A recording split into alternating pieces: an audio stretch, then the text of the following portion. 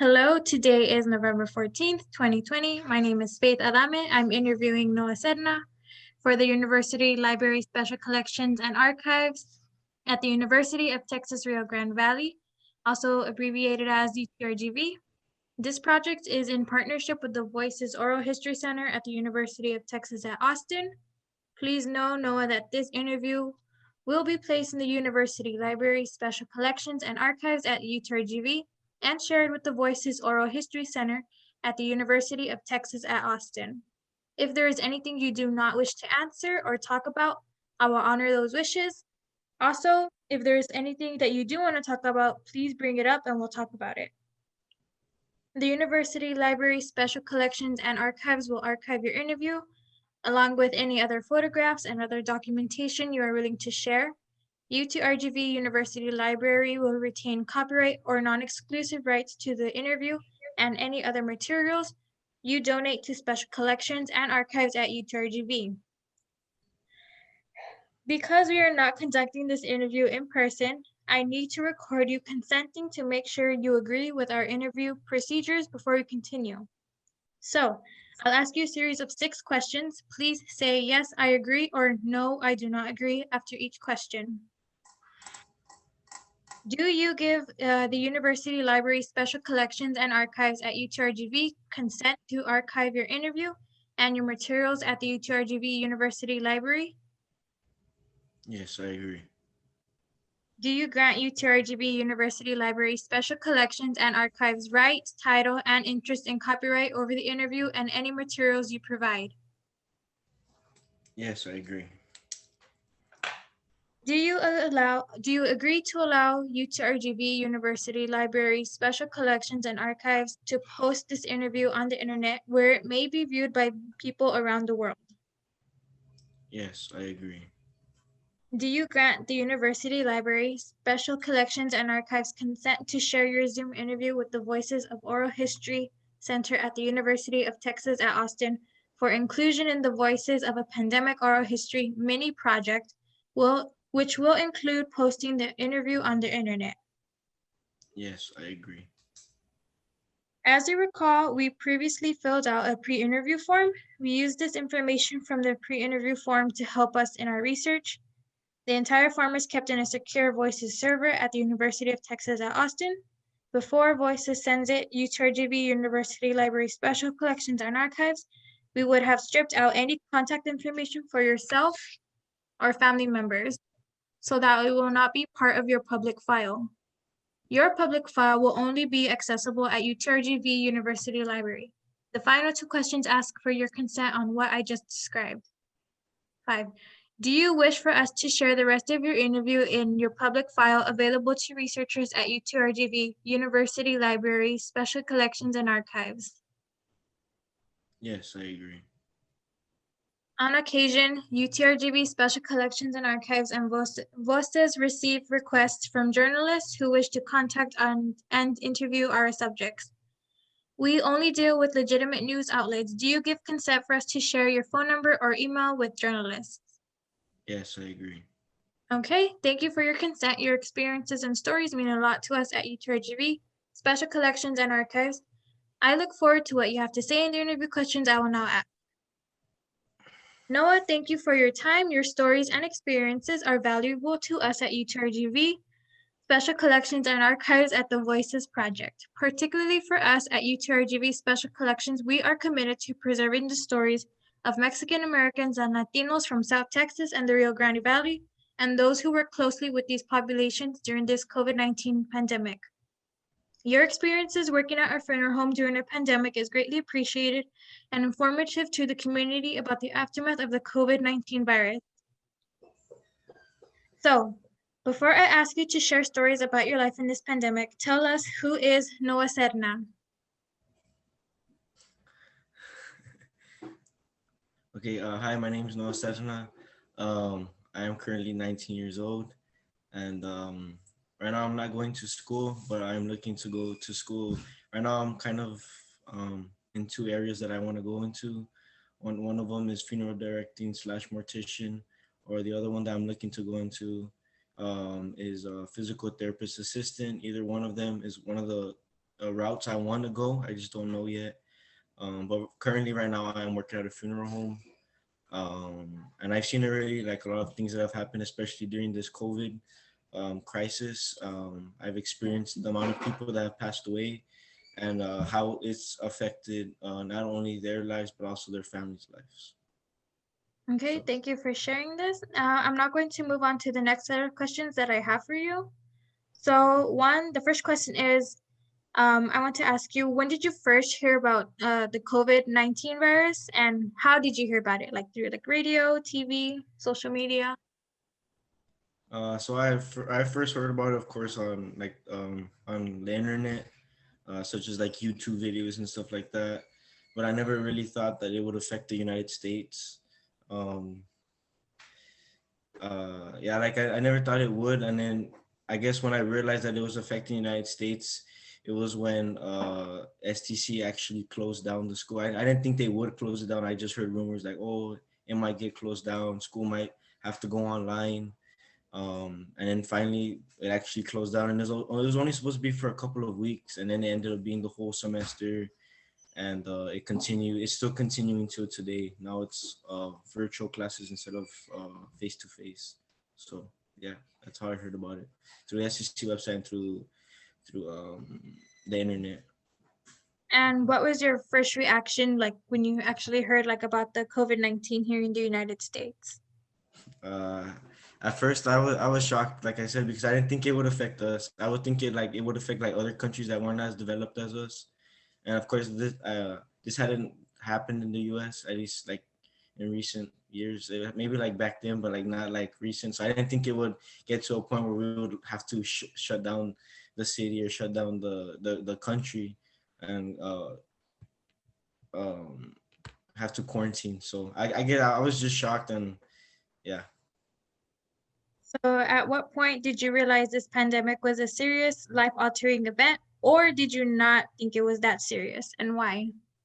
Yeah, I guess it got serious whenever they started putting restrictions on when the curfew was, and you couldn't leave your house and stuff like that. I guess that's when I realized that it was that serious. And then also when schools shut down, especially high schools as well as college, when that got shut down, and workplaces got shut down too. I think that's when I realized that it was getting pretty serious. And especially since I'm working on a funeral home, especially seeing like all those people passing away, like I noticed like, okay, it's getting pretty serious. The amount of bodies that we were getting that had passed away, that's when I realized that, oh yeah, this is getting serious. And over the last few months, what news media, social media, or other sources did you rely on to keep you informed about any coronavirus updates? I used Google, YouTube. I couldn't give you a specific website because I would just like search up coronavirus, and then I would like look at different websites that whatever popped up, YouTube videos as well as the SEC website. I know they were keeping us up to date on the on like the what was happening, the amount of cases that were coming in, and just like, oh, what were the steps that we were gonna take to continue the rest of the semester. And can you share with me what you understand about COVID-19 as an infectious disease? And also, can you share with me what you don't know about this new coronavirus?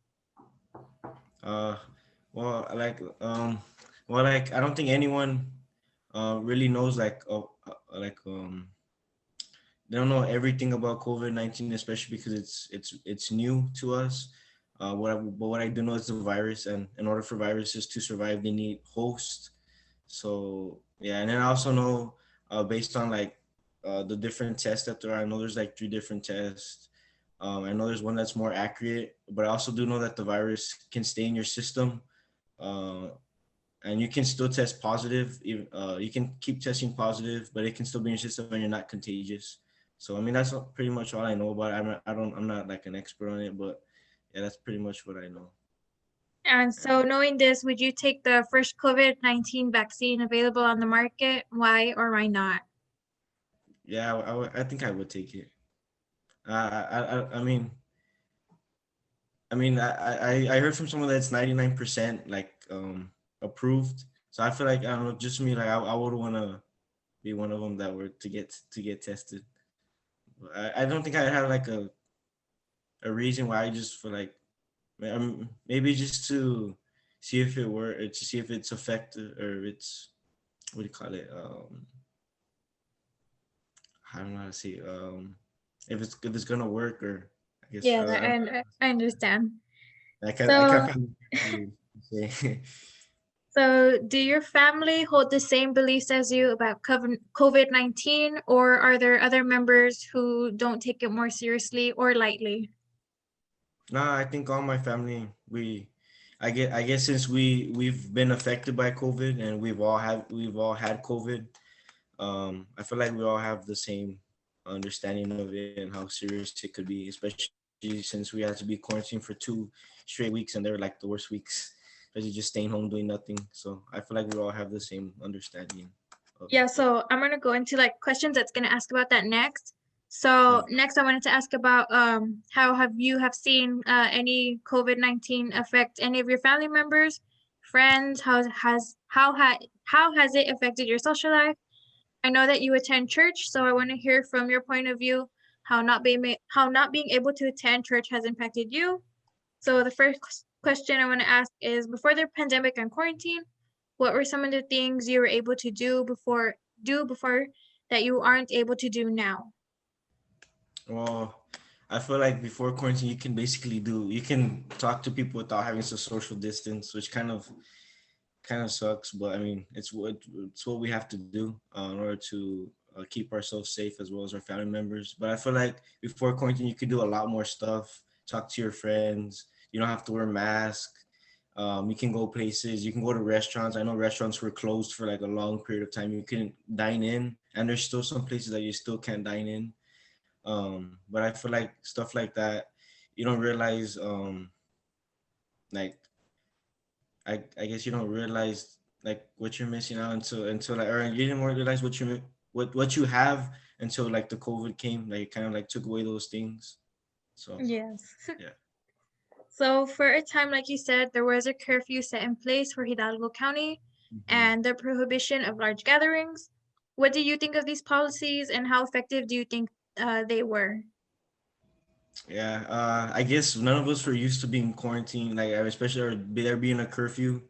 I actually got stopped one time by a cop because I was actually doing like a jog, and the cop stopped me and told me I had to go home, that there's a curfew. So I guess there's Oh, just well. certain things that we weren't used to, like having to like you couldn't go out late. You couldn't like if you were spending time with your friends, you had to come home early.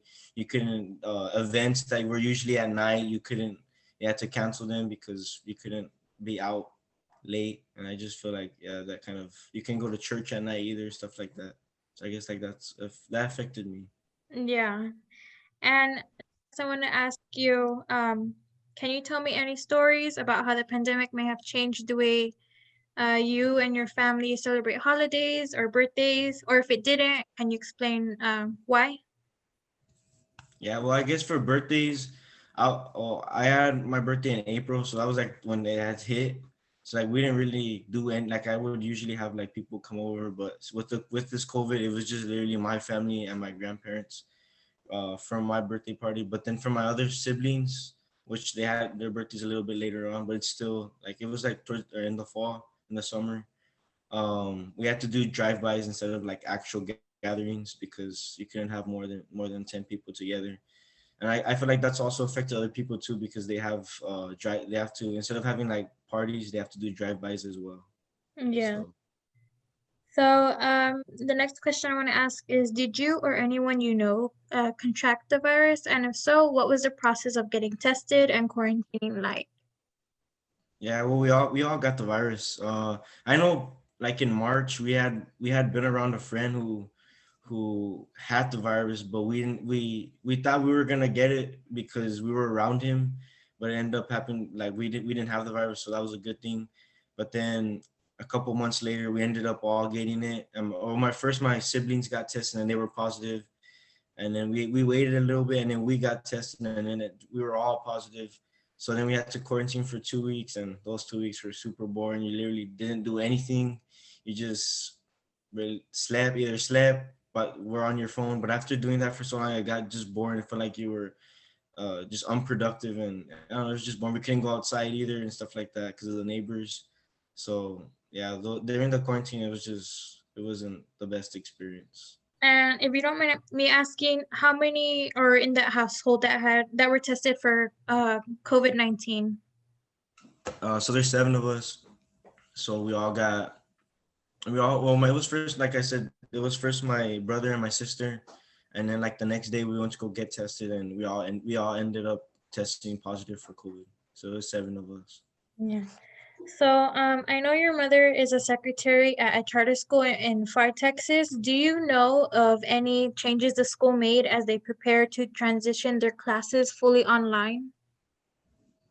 Yeah, I know they had to they first had to like gather all the computers that they had, um and they had to like mark them down, distribute them to the students that needed the Chromebooks. I know they had to, the lunch ladies, they had to start, what do you call it, like packing the lunches and putting them in bags, and so that students can, or so the parents can drive by and get food for the children that needed the food or wanted the food. And then I know they also, for the lower grades, they had, the teachers, I make packets for them so that they can do that packet, during the time that they were out. So yeah, those are some of the things that I saw them do, or saw them move to, from in person to online Yeah. class. Yeah. So also, I know that you have younger siblings. So did you know if the transition to like remote learning affected their academics, and if so, how? I feel like I feel like it is though, or I feel like it is, especially because being at home is not the same as being in school. um like in school, you're kind of forced to like pay attention and take notes, but like in virtual online class, like you're at home, and when you're home, it's not the same as you're at school. You don't have to be, I guess, as presentable. Sometimes you don't even have to have your camera on. You could be asleep on your bed, and you're not even paying attention, you're not even taking notes. So I feel like it is affecting, not just like my siblings, but also other people that are taking online classes. It's just not the same, especially since, I mean, school's been taught in person, and like, you're going to something new, which, I mean, everyone's just getting used to it and trying to figure out the best way to make it effective. Yeah. So, what are some of the personal struggles you have gone through during this pandemic, and how are you dealing with them now? Uh, well, I was going to school. I guess for me personally, I was going to school, and I was in the nursing program. I was in the nursing program, but the online, especially since the rigorous courses that, or just like the program itself, it's really rigorous. And I mean, I went into the program knowing it was going to be online, but I didn't think it was going to be as tough as it was, especially since I feel like the teachers were confused as well, or not confused, but they were still getting used to it, especially because this program has always been in person. Yeah. It's never been online, taught virtually. So I felt since the very first day, I already knew that the teachers were confused. It was just something new for them, and with the rigorous, I felt like I wasn't learning um, as I would have in person, and I feel like that I didn't want to go into something and continue it if I'm not gonna really learn it, especially if I'm going into nursing, because that's a very serious um, f- uh, field to go into. So I didn't want to go into something where I was just going to uh, like not learn the full thing. Or I also felt like I was memorizing a lot of the stuff since everything was taught virtual. We would hardly go to class to do, and like I said, like most of the stuff you have to go to school because it's a lot of hands-on, especially Yeah. working with mannequins there and everything. So I feel like that was it just wasn't something that I wanted to continue.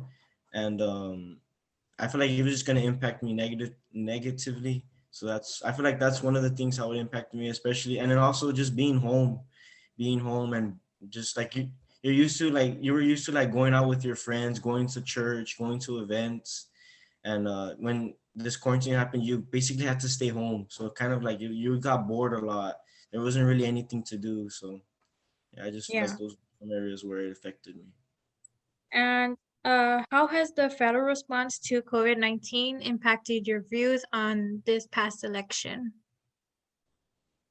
Can you repeat that? The what? The federal? Yeah, like so how has the federal response to like how do I say it?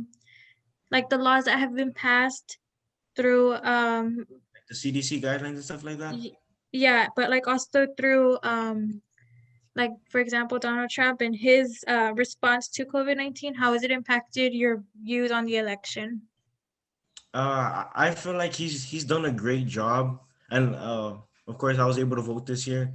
I feel like he's done a great job, especially since no president has ever experienced something like this, and I feel like a lot of people, since they don't like him, they like to just like talk trash or like to like just I don't know they're just like to throw their opinions at him that are negative when I think he's trying to do his best, what like the best that he can for this, especially since he didn't come into this or he wasn't he didn't come in or he wasn't how do I say it um he wasn't elected like COVID happened like Yeah, on third year. So like he didn't come yeah, into president already with COVID. So like with this COVID thing. So I felt like he was already like president for 2 years and then this just hit. So like it wasn't and it was new for everyone, not just him. So yeah. I feel like he handled it correctly and I feel like he It did his was best yeah, to what he could do for this country. And yeah, but like I said, I feel like there's just people who just don't like him and they're just gonna keep saying speak their mind, which is negative. I think it's negative and just talk trash and stuff like that. But I mean, you can't really please everybody. So, but I yeah. think he's done a great job. Okay, so next I would like to move on to the topic of your employment. So can you tell me where you work and share with me a description of your job? Okay, so I work at the funeral home, and I actually it was first a summer job. So so the like the I've worked like in two sections basically. So the first what do you call it? The first part of it, I would basically, since there was like a large amount of body, people that had passed away, there was over like I would say close to 70 people that we had just in the funeral home, maybe more. But like in total, like while I was there during the first part, I would say like at one time there were 70, but I would say like in total, like for the first or for the summer, I would say there was over like 100, like 150 bodies in total. So like the And first, sorry, but can you share with me a description of your job? Like what is what are okay, you like duties? like what Sorry. I do. Oh, okay. So Sorry. currently I work in the office. Okay. So yeah, I basically like make bookmarks, prayer cards, make videos, slideshows, and basically all these things are put at the table. So when you're entering what do you call it, a visitation, a funeral visitation, they're there before you enter the doors. The video is playing in the background while the visitation is going on. I do live stream, set up the live stream for people who want to live stream the funeral service, and that's pretty much what I do. I work in the Okay. office. I do a lot of office work. Yeah, and so you said that you started working at the funeral home like in the beginning of the summer, correct? Mhm. So why did you decide to take this job? Well, actually, I was the job actually came to me. Tim had asked me, or the owner, that his name is Tim. He had asked me if I wanted to help him because, like I said, the large amount of bodies that they were getting of people that passed away, he needed help, especially because there's a lot of them. So he had asked me if I wanted to help one day, and I said yes. So that day I worked 12-hour shift. It was from 8 in the Wow, morning to 8 at night, the and first then day. yeah, first day, and I was going from Mission to West Loco, so I took 3 trips. We were just transferring bodies from the funeral home to the West Loco reefer. And I think that day we transferred about I think it was like 19 bodies. Um, so yeah, so it happened that one day, and then he asked me if I wanted to come the next day, and then it just went on from there. And I started working, or I started working there. So that's how it came about. I didn't ask him. He asked me, and then I just took the opportunity. And since then, I'm still here. Yeah. And so that this next question kind of ties in what you just told me, but can you explain how your job has been affected by the pandemic?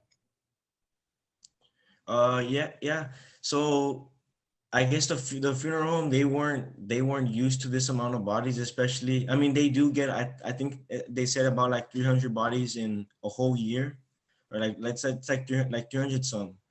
But just in these 2 months, or the summer months, they had gotten, like, what they get in one year, they got just in those 3 months, or yeah, just in those 3 months, June, July, and August.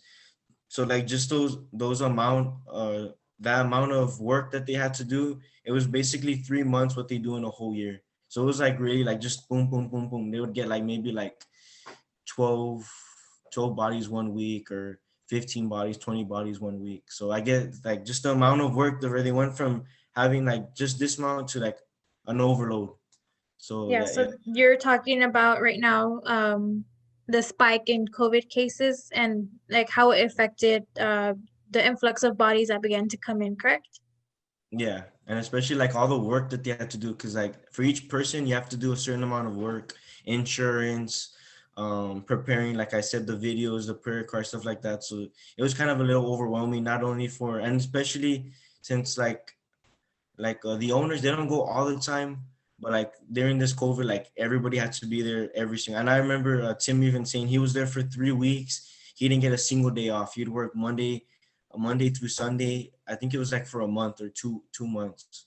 Like he was just going into work from 8 to 8, 8 to 8, 8 to 8, like for like a whole 4 weeks. So that just had an impact, like not just on like one, but it was like everybody.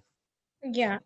So, did the funeral home you work at have any like a backup morgue, just in case there is no room to hold like the deceased? Yeah, so they actually had to. So with every funeral home, they basically gave them a reefer, which is basically like, I don't know if you know those semi trucks, or Yeah. those those big trucks. Well, like the back of it, they use that. Like every funeral got one, especially like if they were gonna have, like if they had like a bunch of bodies. So like they were it was from the state, so they basically set it up, and so they had that, and they also had to build another freezer, which was in their building. So those were two. And then plus they even had, like I said, there was reefers in Westlaco. So for the people that were gonna get cremated, or for like if we still had we didn't have room, because there was times where the reefer as well as the new freezer, they were filled, and that's because they had just built them, and they had already gotten filled with the bodies. Wow. So there was times where we had to take them to the West Local, because over there they had a bunch of those reefers over there. So like if we needed extra space, we'd have to take them over there, and So they'd you hold them. transport them. Yeah, Oh. transport them. So another question is, did you or any others at the funeral home wear any protective gear when you were handling the deceased, especially those who had passed away from like COVID-19? Yes. So they were really on top of that, especially the people working with because you have the office work and then you have the people that work in the back, which prepare the bodies and stuff like that. So I mean, of course, everyone, and still today, everyone has to wear a mask. If you walk into the funeral home, you have to wear a mask. But during those months, it was a little bit more strict, since there was just a whole bunch. So he actually bought N95 masks, which are the ones they use in hospitals, and we had to wear those masks. We had to wear gloves, constantly sanitize our hands, and just be careful with the bodies and stuff like that. So yeah, we would wear a lot of protective equipment. Was there ever a moment when you realized, like how you said in the beginning, when you started working there, that you were literally handling bodies of those who may have passed away from COVID-19? And if so, how did you react? Yeah, at first, my first day, I was kind of I didn't. Tim had told me that there's a lot of a lot of bodies, but like I didn't really believe him, and I had never seen a dead body or a deceased. So when I walked in, I was a little, I wasn't like shocked, but I was just like there's a lot of bodies. And then also that the first day I was really transporting them, so it was a little weird, but Yeah, having 5 bodies in the back of the van and transporting them like that, I just didn't think that would ever be I would ever do that. So that was yeah. something that was So kind that's of, something, one of the life-changing things that yeah, happened and because of COVID. especially since me, I'm a believer in God. Like just seeing like all these people and like I don't know, just seeing like whether they went to heaven or hell. That's something that like or like whether they made heaven their home. That's something that I realized once I saw like all these bodies. Like that's something that impacted me and something that caused me to realize.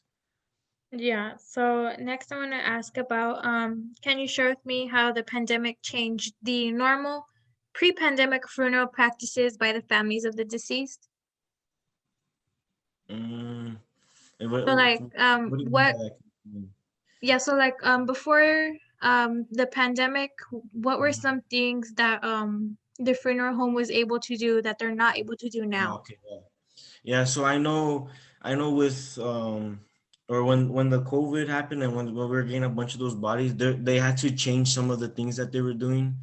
Especially they had to, and still till today, every other pew is like closed off.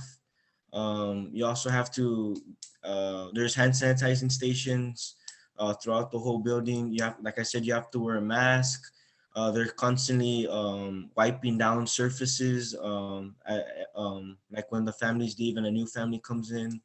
Also, they actually invested into one of those spray guns, a hand sanitizer, like one of those spray guns, whatever you call them, and they spray the pews and throughout the funeral home whenever it's a different family that comes in for the visitation. And Yeah. also during the COVID, I know there was it's kind of gotten better today, but when it first started, they were only allowing a certain amount of people to come. And also, I believe if they had COVID, they weren't allowed to, like they weren't allowed, because sometimes they have like ID view and stuff like that, but they weren't allowed to have a certain amount of people, or sometimes they weren't even allowing people because they had COVID and they didn't want them to come in contact. So So some stuff families like were that, yeah, that changed. I mean, it was something new because before that you can have as many people as you want, and like the pews didn't have to. You can sit together and stuff like that. So with all this, there was just like new restrictions that had to be put into place in order for us to continue doing the business as yeah. normal. So you said that so some of the families weren't able to attend their own loved ones' funerals.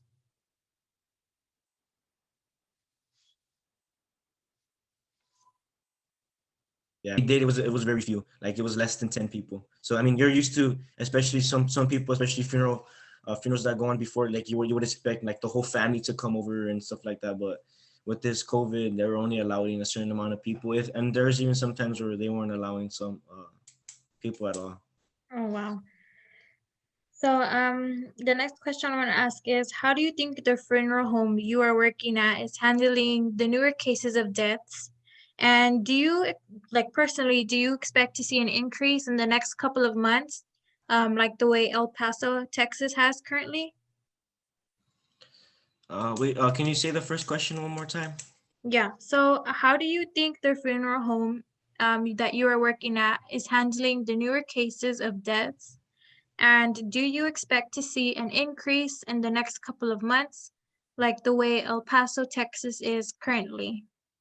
I think the funeral. I think we're doing well, especially since it's already been like 4 months since this all started. So I feel like we're now getting the hang of doing the services and stuff like that. Because in the beginning, it was just a complete change, a complete like we were going from like not as busy to really like super busy. So I feel like now we're doing a lot better, as well, like handling the services and stuff like that. And um I don't think it's gonna get worse. I think it's just gonna we're like right now I mean we don't have like right now currently we don't have like a lot, but I mean we don't have as much as like the summer, but we still have a few. But I don't like my personal opinion. I don't think we're gonna see that like, or we're not gonna That see an happen increase again. like, yeah, Yeah, because like the way you especially since described it. the vaccine. I'm Yeah, sorry? especially since they're already gonna probably come up with the vaccine soon. So I'm pretty sure like it's gonna start going back to normal. But I mean that's what I think. Yeah, I could be wrong, but that's what I think. Yeah. So these are some of the final questions. Um, are you satisfied with the local response to COVID-19 in Hidalgo County? Yes, yeah, I'm satisfied. I mean, there's no more. I had heard that they were gonna do another shutdown, but I don't think it's gonna happen. But I mean, I did think like before with the COVID and when they were shutting down, I was kind of like, really, you have to shut it down. I didn't really want to, but I feel like now we're going back to normal already. I feel like, especially I think here, wow, like I know, like you said, El Paso, there's getting a large amount of cases, but for here, I think it's fine. So when you say fine, are you talking about like COVID cases or are you talking more about like because I know are like things getting back to normal now, like stores are starting to open up more. Yeah, yeah, yeah. That's what I was. Yeah, I feel like stores are starting to open. I mean, there's still some stores like or some restaurants like Chick-fil-A and stuff like that. Like they're not open, but I feel like for the majority, like majority of the stores are open. Of course, you still have to do the social distance. Like every other chair or every other table is closed off. But I feel like we're getting back to normal, and I feel like that's good because, especially for people who need, I mean, people need to work. So I mean, if we're gonna keep being in shutdown and our economy is just gonna end up going, it's gonna keep going down. So I feel like we're going back to normal, which is good for Yeah. everyone. Next, are you satisfied with the state response to COVID-19 led by Governor Greg Abbott? Yeah, um, yeah, I'm satisfied with it too. And next, are you satisfied with the national response to COVID-19 led by President Trump and his administration? Yes, yes, and like I said, I feel like Trump is doing his best, and I feel like what he's done is been effective, and I agree with what all the stuff he's done. Even though there's a lot of people, like I said, who just don't agree with him and they don't like him.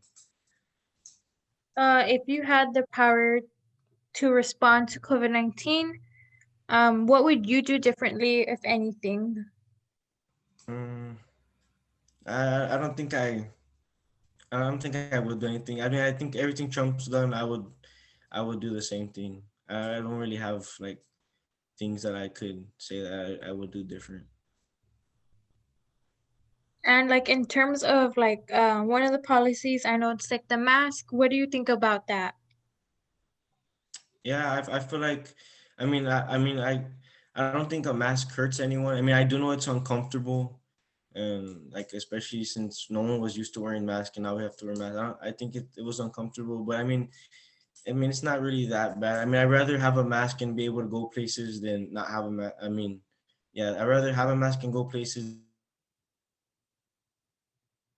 than not go anywhere. So a mask is just, I mean, although it's bothering, I think it's okay.